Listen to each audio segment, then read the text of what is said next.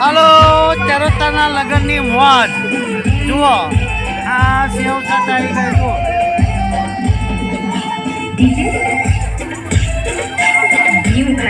બધા સેવ શાકમાં પડ્યા છે ખાવામાં મજા લગન છે ને લગનમાં સેવ શાક ઓહો આ સેવ શાક બનાવતા કેટલી વાર લાગે છે બોલો પણ 2-3 કલાક થશે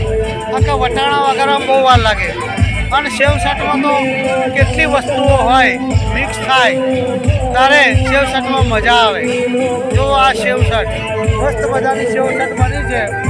મારા ખાવી હોય તો આવી જાઓ હજુ તો ગરમ છે એટલે થોડીક વાર લાગશે જો અત્યારે ચમચી લઈને વડા મૂકું ને તો બોલવાનું ના રહે ભાઈ એટલે આપણે થોડીક ઠંડી થવા દઈએ પછી સેવ શાક ખાઈએ જો થઈ ગઈ તૈયાર ખાવી હોય તો આવી જાઓ લ્યો